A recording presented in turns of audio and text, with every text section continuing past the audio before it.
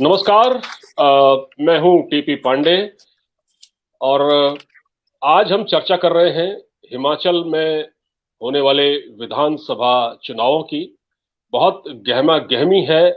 हिमाचल में पहाड़ी राज्य है, छोटा राज्य है, 68 विधानसभा सीटें हैं और लगातार भारतीय जनता पार्टी वहां पर अभी अभी सत्ता में है। और 1985 के बाद से जो ट्रेंड चला रहा है वो ये है कि 5 साल भारतीय जनता पार्टी, 5 साल कांग्रेस, और दोनों ही मुख्य प्रतिद्वंदी पार्टियां हैं। हालांकि इस बार आम आदमी पार्टी भी है, लेकिन सीधा मुकाबला बीजेपी और कांग्रेस के बीच में है। तो आज इस मुद्दे पर चर्चा करने के लिए मेरे साथ सीधे मौजूद है बीजेपी के वरिष्ठ नेता डॉक्टर ब्रजेश यादव जी, जो कि एक उद्यमी भी हैं और एक सामाजिक कार्यकर्ता भी हैं। डॉक्टर साहब, आपने हमारे लिए समय निकाला, आपका बहुत बहुत धन्यवाद। सबसे पहले आपके सभी दर्शकों को प्रणाम, नमस्कार। और आपने हमको इस चर्चा में सम्मिलित किया, उसके लिए आपका बहुत बहुत आभार। जी डॉक्टर साहब, मेरा पहला सवाल आपसे यही होगा कि आप तो पूरा घूम कर आए हैं, हिमाचल का आपने भ्रमण किया और जमीनी हालात का जायजा भी लिया। इस बार क्या लग रहा है, एक ही सवाल लोग इस बार पूछ रहे हैं, क्या हिमाचल प्रदेश में जो इस बार एक वहां का एक रिवाज रहा है, परंपरा रही है कि 5 साल भारतीय जनता पार्टी, 5 साल बीजेपी, तो इस बार आपको क्या लग रहा है पार्टी को देखते हुए? पार्टी का आपने प्रचार भी खूब किया है और वहां नरेंद्र मोदी जी, हमारे प्रधानमंत्री, बाकी दूसरे नेताओं ने भी, जेपी नड्डा साहब ने भी, योगी आदित्यनाथ ने भी, तो क्या लग रहा है इस बार, आपने क्या देखा? देखो सर, मैं यूपी से आता हूं और थोड़ा सा यूपी होके आपको लेके चलता हूं। जी। यही सब लोग चर्चा पहले यूपी में करते थे कि यूपी का बीजेपी का ऐसा कुछ नहीं है, वो बाई चांस बन गए। सेम कंडीशन अभी मैं हिमाचल की देख के आया हूं। आप एक चीज समझिए, बीजेपी के कार्यकर्ताओं नेताओं को आप छोड़ दीजिए, कांग्रेस का जो शीर्ष नेतृत्व, उनके जो बड़े लीडर्स हैं, राहुल गांधी जी हुए, उनकी सोनिया गांधी जी हुए, वो खुद नहीं चुनाव प्रचार में गए। ये सब देख के एक चीज तो बिल्कुल हमें पहले से ही लग रहा है कि उन्होंने ये मन में ठान लिया कि हमारा कुछ भला वहां होने वाला नहीं है। और मैं जब वहां गांव गांव घूमा, मैं तो डोर टू डोर भी प्रचार किया है वहां पे। सबसे पहले लोकसभा की चारों सीटें अभी बीजेपी के पास है, अभी वहां पे सरकार भी बीजेपी की है। और दूसरा मैंने एक चीज देखा, बीजेपी से लोग इतने खुश हैं कि देखो, गांव गांव तक रोड बनवाना, पानी की हर घर जल योजना जो इन्होंने चलाई है कि हर घर तक जो जल वहां पहुंचा रहे हैं। आपको पता है पहाड़ी क्षेत्र में पानी की एक बड़ी समस्या है। लोग नीचे से ऊपर पानी लेके जाते थे, आज उनके घर तक नल से पानी आ रहा है। ये लोगों के लिए एक बहुत बड़ा योगदान है जीवन में। दूसरा, पहले मेडिकल कॉलेज की समस्या थी, अभी बीजेपी ने और वहां पे बढ़ा दिया है। तो ऐसी अनेकों योजना है जिसकी वजह से लोगों को इतना लाभ मिल रहा है कि उन्होंने एक चीज समझ लिया कि जहां जहां कांग्रेस के विधायक पहले से जीते हुए थे, वो उनसे परेशान है। मैं ऊना में गया था, तो ऊना के जो चुनाव हारे हैं बीजेपी से, सतपाल सत्ती जी, मैंने एक चीज देखी, वो कुछ 3,100 समथिंग वोटों से चुनाव हारे थे। लोग बोल रहे कि भैया पछता रहे हैं, ये विधायक होने के बावजूद भी कांग्रेसी कोई काम नहीं कर रहे, और वो हारने के बाद भी लोगों की प्रतिदिन समस्याएं सुन रहे हैं। मींस जनप्रतिनिधि के तरह उनके साथ खड़े हैं। तो मुझे लगता है कांग्रेस की जो पहले वाली राजनीति थी कि सिर्फ नेता बन जाना, लोगों को लाव लश्कर में फंसाना और फिर उनको धमकाते रहना, और वो जो चलता था ना, बड़ा एक ताम झाम लेके चल, तो जी। वो खत्म करके सबसे पहले प्रधानमंत्री जी ने नेताओं को लोगों के बीच पहुंचाया है। और जब, क्या देखो, अपना जनप्रतिनिधि लोग कैसा चाहते हैं कि हम उनसे बात कर सकें, आसानी से उनके घर पहुंच सकें। बीजेपी में ये हम सब देखते हैं कि भाई किसी भी नेता के यहाँ कभी भी पहुंच जाओ। आज तो लोकल नेताओं की बात छोड़ दो, केंद्रीय मंत्रियों को देख लो, एक एक सियाज गाड़ी दी हुई है प्रधानमंत्री जी ने। ये किसी ने सोचा था? पहले के नेता देखते तो हम लोग देखते रह जाते थे कि एक फॉर्च्यूनर गई, दूसरी फॉर्च्यूनर गई, तीसरी फॉर्च्यूनर गई, गाड़ियां खत्म ही नहीं होती थी। अब कोई मंत्री निकल जाता है तो हमें आवास नहीं होता है कि ये मंत्री है, कहीं शकल दिख गई तब लगता है अरे ये तो अपने मंत्री जी है। तो ये कल्चर से लोग बहुत प्रभावित हैं, और लाभ तो बीजेपी ने इतना दिया है कि अगर गिनवाने बैठूं तो मुझे लगता है हम लोगों के पास समय कम पड़ जाए। जी डॉक्टर साहब, लेकिन आपको क्या लगता है कि ये चुनाव उत्तराखंड की तर्ज पर लड़ा जा रहा है? उत्तराखंड में भी 5 साल, क्योंकि वो भी पहाड़ी राज्य है, 5 साल बीजेपी, 5 साल कांग्रेस, लेकिन इस बार बीजेपी फिर रिटेन कर गई, बीजेपी ने सरकार बनाई, पुष्कर सिंह धामी वहां के मुख्यमंत्री हैं। तो क्या ऐसा इसी तर्ज पर वहां भारतीय जनता पार्टी की जो मोडस ऑपरेंडी है, क्या वही है? देखो, भारतीय जनता पार्टी की एक सबसे खास बात यह है कि उनका जो कार्यकर्ता है वो घर घर तक है। वो जी अब इन नेताओं की तरह सिर्फ पेपरों पे, सोशल मीडिया पे काम नहीं करते। वो जमीन पे जाके लोगों के बीच बैठ के उनकी समस्याएं सुन के उनका निदान दे के तब लोगों को अपना बनाते हैं। तो ये कहीं ना कहीं फर्क दिखता है ना। आप एक चीज समझिए, एटा मैनपुरी, फर्रुखाबाद, मैं यूपी में इन जिलों को बिलोंग करता हूँ क्योंकि मेरा जी बॉर्डर पे घर है। तो तीनों जिले मेरे गांव के पास ही पड़ते हैं। जो गढ़ कहा जाता था किसी समय समाजवादी का, आज ढह गया उनका गढ़। क्योंकि अब वो राजनीति नहीं रही है। लोग जो जिस राजनीति की आकलन करते थे कि नेता होगा, वो बोलते ना सुबह सुबह नेताजी के यहाँ पहुंच जाओ तो पता चला शाम तक नेताजी के दर्शन ही नहीं हो रहे। अब नेताओं को कार्य, वो जो नेता होता है लोग उनको कार्यकर्ता मानते हैं, सेवक मानते हैं। और जी प्रधानमंत्री जी ने जो एक ट्रेंड चलाया है, इसका मुझे लगता है कि सबको लाभ भी मिल रहा है और आसानी से नेता मिल रहा है। और लोग क्या चाहते हैं भाई, नेता से क्या उम्मीद होती है कि जब हमारे दुख दर्द आए तो कम से कम वो नेता हमारे उस दुख दर्द में सम्मिलित हो। कितनी मदद करेगा ये कोई ज्यादा बड़ी बात नहीं है, लेकिन जी कम से कम उनका नेता उनके यहाँ होना चाहिए ना। तो ये अब हो रहा है, लोगों की सारी आकांक्षाएं पूरी हो रही हैं। और देखो, गरीब को क्या चाहिए? रसोई गैस। प्रधानमंत्री जी रहे हैं लॉकडाउन में, दुनिया का पहला ऐसा देश है कि जितने पूरे देश को लॉकडाउन में राशन दिया है, जो भी फ्री में। हर घर जल पहुंच रहा है। ऐसी बहुत सारी योजनाएं हैं जिसका लाभ देशवासी ले रहे हैं और उसी का लोग प्रधानमंत्री जी को सपोर्ट कर रहे हैं। जी डॉक्टर साहब, एक चीज और पूछ रहा हूं मैं आपसे।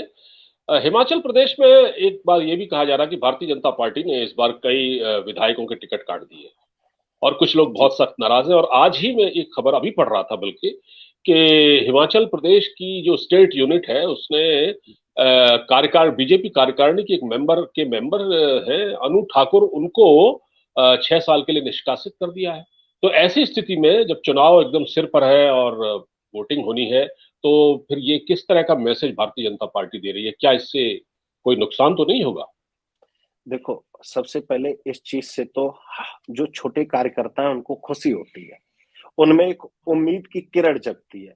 आपको इससे थोड़ा सा हटा के गुजरात की तरफ लेके चलते हैं। गुजरात में बहुत दिग्गजों की टिकट काट दिए गए हैं और वो बिल्कुल उन्होंने मीडिया के समक्ष आके ये बयान दिया है कि हमें जो भी जिम्मेदारी मिलेगी हम काम करेंगे। ये देश की एक पहली ऐसी पार्टी है कि जिसको जो जिम्मेदारी दी जाती है वो खुशी खुशी ले लेते। देखो, थोड़ा बहुत दुख सबको होता है क्योंकि भाई सबकी अपनी आकांक्षाएं होती हैं। ये बोलते ना कि मानव जीवन ही ऐसा है कि जहां उम्मीदें कभी खत्म नहीं होती। लेकिन कम से कम उस पूरे दायरे में रह के पार्टी की नीतियों से जुड़े रहना और उनके लिए काम करना, ये आज के युवाओं के लिए, देश के लिए अच्छा मैसेज है। अब बागी तो हर जगह होते हैं। अभी एक चीज देखो, एक किसी बागी नेता का वीडियो भी वायरल हुआ था जिसको मीडिया ने जी तोड़ फोड़ के भी दिखाया। उनको बाद में मीडिया हाँ वालों ने पूछा कि प्रधानमंत्री जी का आपने ऐसे वायरल कर दिया। तो उन्होंने बोला भाई मेरी बात रिकॉर्ड की गई है, प्रधानमंत्री जी ने जो बोला है वो बाहर किसी ने नहीं सुना है। अब वो किसी ने डबिंग करके बाहर अपने लाभ लेने के लिए वायरल किया है। तो हो सकता है प्रधानमंत्री जी से ऐसा कुछ उन्होंने बोला हो, क्योंकि उनको जब कॉल गया था तब वहां विड्रॉ डेट निकल चुकी थी। तो उन्होंने बोला या तो हमें 2 दिन पहले बोला जाता तो मैं अपना फॉर्म विड्रॉ कर लेता। अब हम विड्रॉ करके भी चुनाव से तो नहीं भाग सकते ना। तो ऐसी हम्म। कुछ समस्याएं होती, वरना देखो इक्का दुक्का एक दो आप अगर छोड़ देते हो, वरना देश में ऐसा कहीं माहौल नहीं बनता है कि बीजेपी किसी की टिकट काटे और वो बागी बन जाए। लोग बागी के नाम से बुलाते लेकिन वो भी पार्टी के साथ ही होते। जी। तो इस छोटी बार मोटी आपको क्या समस्याएं लग रहा है होती। डॉक्टर? जी। जी डॉक्टर साहब, ये बताएं कि इस बार अ, देखिए, एक एंटी इनकम्बेंसी है, जो सरकार विरोधी माहौल जिसके बारे में काफी अखबारों में और मीडिया में आ रहा है कि लगातार एक एंटी इनकम्बेंसी फैक्टर भी है वहां पर। तो आप क्या लगता है आपको, प्रधानमंत्री अगर ऐसा है तो प्रधानमंत्री नरेंद्र मोदी जी ने जिस तरह वहां रैलियां की हैं और बाकी नेताओं ने की है, क्या इस एंटी इनकम्बेंसी की कोई काट है, हो पाएगी? मतलब क्या लग रहा है कि क्या बीजेपी के लिए स्थितियां वाकई इतनी आसान है? देखो, हम लोग तो बीजेपी का एक एक कार्यकर्ता इतना खुश होता है कि बीजेपी के पास एक ऐसा लीडर है प्रधानमंत्री जी हमारे, कि जिसका अभी तक अपने देश में छोड़ दो, विदेशों में भी काट नहीं है। आज हम जी। एक चीज बोल सकते हैं कि यहाँ पे लोग उनका विरोध कर सकते हैं क्योंकि अलग अलग पार्टी से प्रभावित है। भाई, विश्व के अनेक देशों में भी तो प्रधानमंत्री जी का डंका बज रहा है ना।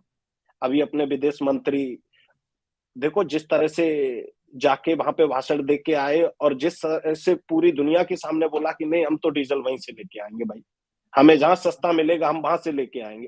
तो ये कहीं ना कहीं एक भारत देश की बढ़ती हुई ताकत का एक, बोल सकते हैं कि एक सामने साक्षात प्रारूप है कि लोग आज बोल सकते हैं कि हाँ, जो बोलते हैं ना कि ये बदलता हुआ भारत है, तो बदलते हुए भारत की छवि दिख रही है। और देखो, हर जगह विरोधी तो होते ही, आप कितने भी अच्छे काम करो, समाज के लिए करो, अपने गांव के लिए करो, देश के लिए करो, लोग उसमें भी कमियां ढूंढ लेते हैं। अब मैं ही कुछ कुछ सामाजिक काम करते रहता हूँ। मैं आपको बताऊं, थोड़े दिन पहले मैं कंबल वितरण करके आया। मैंने करीब करीब लोगों को 5,000 कंबल दिए। उसमें से भी मैं देख रहा हूँ लोग कमियां निकाल रहे हैं कि अरे देखो ये वाला फोटो है, ये तो वहां से धक्का मार के निकाल दिया गया, इसको नहीं मिल पाया। तो मैं तो एक चीज बोलता, देखो प्रधानमंत्री जी अपनी पूरी ताकत से साथ आज देश हित में लगे हुए हैं। लोगों को जितना संभव हो सकता है योजनाएं, उन योजनाओं का लाभ पहुंचा रहे हैं। एक समय था कि सरकार से 100 रुपए आते थे तो लोगों को कहीं 5 रुपए मिलते थे। आज समय है कि सरकार 100 रुपए भेजती है तो लोगों के पास पूरा का पूरा 100 रुपए पहुंचता है। ये एक देश में बड़ा बदलाव है। आज आप देख लो, रोज नए एयरपोर्ट बन रहे हैं। आज उत्तर प्रदेश में हर जिले में एक मेडिकल कॉलेज है। किसी ने सोचा था? जब हम पढ़ाई करते थे उस समय तो ये सोचना भी, मतलब आकलन करना भी, मुझे लगता है बहुत बड़ा वो होता था कि मेडिकल कॉलेज एक बहुत बड़ा सपना सा होता था। आज जिस तरह से पूरा देश हाईवे के साथ जुड़ा है, आप मेरठ ले लो। आज दिल्ली से आप मेरठ जाना चाहो, लखनऊ जाना चाहो, आप उत्तराखंड जाना चाहो, थोड़े दिन बाद मुंबई जाने के लिए एक्सप्रेसवे जो बन रहा है, ये मुझे लगता है किसी सपने से कम नहीं है। बदलते हुए भारत का यही स्वरूप है। देखो, जब कुछ बदलाव होता है तो उसमें कुछ ना कुछ तो छूटता है और कुछ कुछ जुड़ता भी है, उससे कुछ कठिनाई भी होती है तो कुछ लाभ भी होता है। मुझे लगता है देश बदलाव के लिए पूरी तरह से तैयार है, और आज का युवा मोदी जी को इस तरह से एक्सेप्ट कर चुका है कि उसका कोई काट नहीं है। और जैसे आपने बोला कि जो लोग हैं, आप एक चीज समझिए, सबसे बड़ी चीज वो लोग पहले से ही एक्सेप्ट कर चुके हैं। भारत जोड़ो यात्रा चल रही है। अब भाई, भारत जोड़ो मेरे हिसाब से चुनाव कहाँ चल रहा है? अभी हिमाचल में चल रहा है ना। तो उन लोगों को कहाँ होना चाहिए था? हिमाचल होना चाहिए था। वो साउथ में है। तो मुझे तो कभी कभी यही नहीं समझता है वो किस सोच के साथ निकले हुए हैं और क्यों निकले हुए हैं। किस भारत को वो जोड़ने की बात कर रहे हैं? जो उन्होंने पाकिस्तान के टुकड़े करवा दिए, उस पाकिस्तान को जोड़ने की बात कर रहे हैं। देश के जो इतने भाई, भारत जोड़ने का तो मतलब यही है ना कि जितने भाई भारत से जो हिस्से अलग हो गए उनको हम जोड़ेंगे। मुझे तो पूरा देश जुड़ा हुआ दिख रहा है। हम नहीं जुड़े नहीं हैं, नहीं यार, हमारे ये साथ। ये बात आपकी ठीक है कि ये भारत तो पूरा एक है और भारत में बिल्कुल जुड़ा हुआ है, बहुत मजबूत देश है। लेकिन डॉक्टर साहब, मैं हिमाचल प्रदेश के बारे में पूछ रहा हूं आपसे। आपको क्या लगता है, आप तो जमीनी हालात का जायजा लेकर लौटे हैं, तो इस बार आपको क्या लग रहा है कि बीजेपी कितनी सीटें इस बार जीत पाएगी? जो सर्वे आए हैं उसमें भी बहुत ज्यादा अंतर तो नहीं दिखाया गया है। 35 सीटें आपको बहुमत के लिए चाहिए, वहां पर छोटी विधानसभा है। कितना लग रहा है जी, आपको, कितनी सीटें देखो, आप हासिल कर सकते हैं? आप आप एक चीज समझिए, हिमाचल में 12 जिले हैं और 12 जिले की करीब 68 सीटें हैं जिन पे चुनाव होने हैं। जी। 68 सीटों में बीजेपी पूर्ण बहुमत के साथ सरकार बना रही है। कांग्रेस को लोग सिर्फ गालियां देने का काम वहां कर रहे हैं, क्योंकि जहां जहां ये पहली इससे पहले जीते भी हैं, उन लोगों ने लोगों के लिए कोई काम नहीं किया है। सरकार जब योजनाएं बनाती है तो बीजेपी कैंडिडेट के लिए भी लाभ मिलता है और कांग्रेस के लिए भी लाभ मिलता है। लेकिन ये लोग सिर्फ पल्ला झाड़ने का काम किए हैं, क्योंकि इनके पास एक बहाना था, हमारी तो सरकार नहीं है। तो लोगों का पैसा सिर्फ इन्होंने खाने में यूज किया है, लोगों के लिए कुछ योगदान नहीं दिया। और मैं कई सारी विधानसभाओं में घूम के आया हूँ। आपका ऊना हुआ, हमीरपुर हुआ, आपका कांगड़ा हुआ, चंपा तक, मतलब कई सारी ऐसी विधानसभाओं में जाके आया। अगर आप कुछ जगह पे छोड़ दो तो मुझे लगता है बीजेपी का इस तरह का माहौल है कि कल होने वाले चुनाव में लोग बीजेपी को भारी मतों से जिताने के एकदम पूरी तैयार बैठे हैं। और बीजेपी की आप मतलब आप, देखना। बिल्कुल, जी, आपका आप मतलब आपका कहना है कि इस बार भी भारतीय जनता पार्टी की ही सरकार वहां बनती दिख रही है। देखो जिस तरह और से यूपी में बहुत चेंजेस आए थे, जैसे यूपी का बोलते थे ना कि किसी की सरकार रिपीट नहीं होती थी, ये योगी जी ने लोगों का वहम तोड़ दिया था। इसी तरह से हिमाचल इस बार ये वहम तोड़ने वाला है कि ऐसा कुछ नहीं है। ये एक सिर्फ मिथिक है कि एक बार इनकी, एक बार इनकी, जो अच्छा काम करेगा जनता अब उसके साथ है।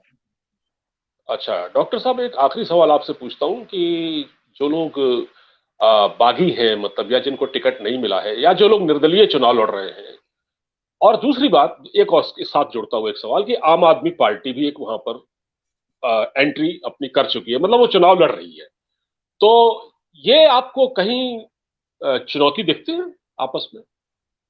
आपको मैं एक चीज कितनी बताऊं, बड़ी चुनौती आम है ये आदमी, आपके लिए? देखो, आम आदमी पार्टी ने एक बार पंजाब को ठग लिया, एक बार दिल्ली को ठग लिया। हिमाचल में मैं आपको हकीकत बताता हूं, हम आप कहीं दूर नहीं है, अगर इनकी एक सीट भी आ जाए ना, तो मुझे ऐसा लगेगा कि ये अपने प्रयासों में सफल रहे हैं।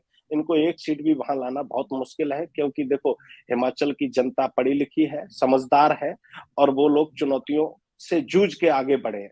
क्योंकि आपने एक चीज देखा हो, पहाड़ के जितने भी लोग होते हैं वो बहुत मेहनती होते हैं, क्योंकि उनके सामने हर दिन चुनौतियां होती हैं। हम बिल्कुल। लोगों से ज्यादा वो चुनौतियों से हमेशा लड़ते रहे, और उनको ये जो सबसे बड़ी चीज, अरविंद केजरीवाल का मॉडल हर जगह फेल हुआ है। उन्होंने देश के सामने झूठ बोलने के अलावा कोई भी बता दे कि एक काम उन्होंने अपनी सच्चाई के साथ किया हो। वो नए नए रोज ऐसे वायदे लेके आते हैं, मुझे तो लगता है कि वो जिस हिसाब से जनता को ले जाना चाहते हैं ना, उनकी अगर जनता ने और युवाओं ने मान ली कि एक दिन ये देश कंगाल होने से कोई नहीं बचा सकता है। क्योंकि क्या होता है, देखो, जैसे हमारे आपके बच्चे हुए, भाई देश के प्रधानमंत्री के लिए और प्रदेश के मुख्यमंत्री के लिए उनकी प्रजा बच्चे की तरह होती है। उन्हें आप क्या सिखा रहे हो? घर पे निठल्ला बिठाना सिखा रहे हो? काम करना से दूर भगा रहे हो? ये क्या कह रहे हैं, हम पानी फ्री देंगे, बिजली फ्री देंगे, राशन फ्री देंगे, सब फ्री देंगे, पैसा आएगा कहां से? और ये लोग अब सिर्फ लोगों को ठगने का काम कर रहे हैं, इससे ज्यादा कुछ नहीं। पंजाब में देखो, इन्होंने 1-1 हजार रुपए देने की बात की थी, किसी को मिला हो तो आप बताइए। तो इनकी योजनाएं सिर्फ और सिर्फ एक कहानियां होती हैं, कहानियों से बढ़ के कुछ नहीं है, पब्लिक समझती है इनको। जी डॉक्टर साहब, तो डॉक्टर जी। साहब जैसा कि आपने कहा है कि आप तो काफी पुरुम्मीद है कि इस बार बीजेपी की सरकार बनने जा रही है। अब पता लग जाएगा कुछ समय बाद कि नतीजे किसके पक्ष में आते हैं।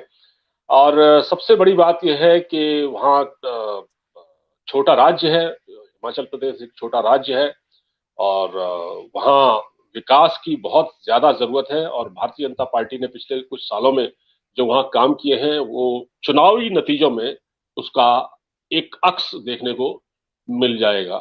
आपने हमारे लिए वक्त निकाला, आपका बहुत बहुत धन्यवाद डॉक्टर साहब, हमसे जुड़ने के लिए। धन्यवाद। बहुत शुक्रिया।